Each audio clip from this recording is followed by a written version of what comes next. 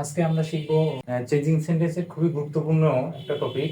সেটা হচ্ছে যে অ্যাফার্মেটিভ এবং নেগেটিভ থেকে ইন্টারোগেটিভ কিভাবে করে, অথবা ইন্টারোগেটিভ থেকে অ্যাফার্মেটিভ বা নেগেটিভে কিভাবে ফিরে আসা যায়, সেই জিনিসগুলো শিখবো। প্রথমে আছে যে চরমী বুদ্ধি দুইটা আছে, তো আমরা একটা চরমী বুদ্ধি দিয়ে মোটামুটি সবগুলো শিখবো, যে এর বাইরে আসবে না। তোমরা যদি প্র্যাকটিস করো এসএসসি লেভেলে মোটামুটি এগুলো দিয়ে হয়ে যায়। প্রথম চরমী বুদ্ধি এক কি বলতেছে, যদি সেন্টেন্সে দেখো আর কি এভরিবডি থাকে, তাহলে তুমি কি বসাবা? হু ডাজ নট, শেষ। যদি নোবডি দেখো তাহলে কি বসাবা? হু, শেষ। তাহলে কিন্তু শেষ, ঠিক আছে। এবং যদি এভরিবডি নোবডি না পাও তখন কি বসাবা, সেটা আমরা এই সেন্টেন্সটার মাধ্যমে শিখবো, ঠিক আছে। আচ্ছা চলো আমরা শুরু করি। আমরা যে শিখলাম এভরিবডি থাকলে হু ডাজ নট, নোবডি থাকলে হু বসাবো, কিভাবে হয় দেখো তো। এখানে কি এভরিবডি আছে না, তুমি এভরিবডির পরিবর্তে শুধু কি বসাই দিবা? Who does not. তারপর লিখবা যে রেসপেক্ট অ্যান্ড অনেস্ট ম্যান, শেষে প্রশ্নবোধক চিহ্ন বসাই দিবা, শেষ। বুঝো নাই? তাহলে তারপর দেখো এই যে নোবডি আছে না, তো নোবডি থাকলে কি বসাবা? হু, শেষ। তারপর বাকিটা বসাই দিবা, লায়ার।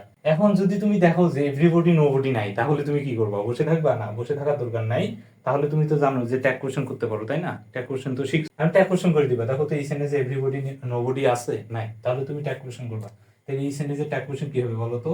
ইজন্ট হি, ইজন্ট, এই যে ইজন্ট হি, হা বোধক আছে এই জন্য না বোধক করলাম, ইজন্ট হি। তারপর বাকি অংশ বসে ওয়ার্কিং ইন অ্যান অফিস। যেহেতু এটা প্রশ্নবোধক চিহ্ন মানে ভার্ব দ্বারা শুরু হয়েছে, তাহলে অবশ্যই শেষে কি হবে? কোশ্চেন মার্ক দিতে হবে। কি খুব কঠিন লাগছে?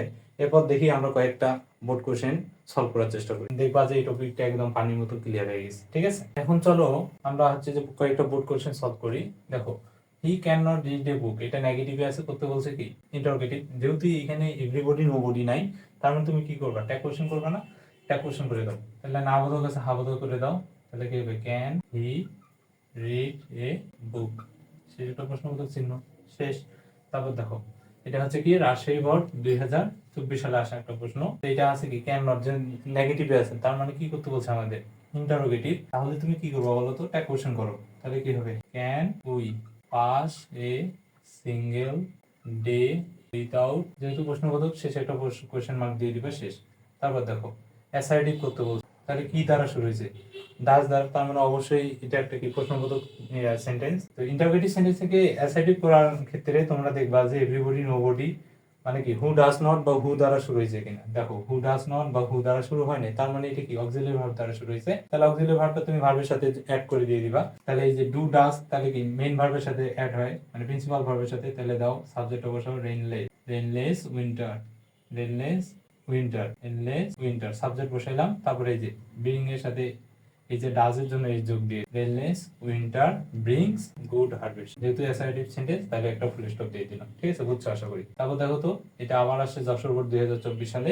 Water is a liquid substance, এটা ইন্টারোগেটিভ করতে বলছে। যেহেতু যেহেতু এটা অ্যাফার্মেটিভে আছে, ইন্টারোগেটিভ করতে গেলে আমাদের যেহেতু এভরিবডি নোবডি নাই, তার মানে এটাকে কি ট্যাগ কোশ্চেন করবো। তো তার জিনিস আগের ওই চূড়ান্ত পদ্ধতিটা মনে রাখবো, হ্যাঁ যাবে। তাহলে isn't water, isn't water a liquid substance, প্রশ্নবোধক চিহ্ন, শেষ। আশা করি বুঝছো। তারপর দেখো নেগেটিভ করতে বলছে। দেখো তো এখানে হু আসছে না, তাহলে আমরা সবাই জানি হু থাকলে কি বসবে? নোবডি। হু থাকলে কি বসাবো? নোবডি। তারপর বাকি অংশ ঠিক থাকবে, ক্যান লিভ উইদাউট ওয়াটার। সোজা না? তোমরা এইভাবে আছে যে মনে রাখবা, ওই যে প্রথমে যে নিয়মটা সেটা নোট করে রাখবা। দেখবো যে সব কোশ্চেন তোমার কি সলভ হয়ে যাচ্ছে মুহূর্তের মধ্যে। আশা করি জিনিসটা তোমার উপকারে আসবে। ধন্যবাদ সবাইকে।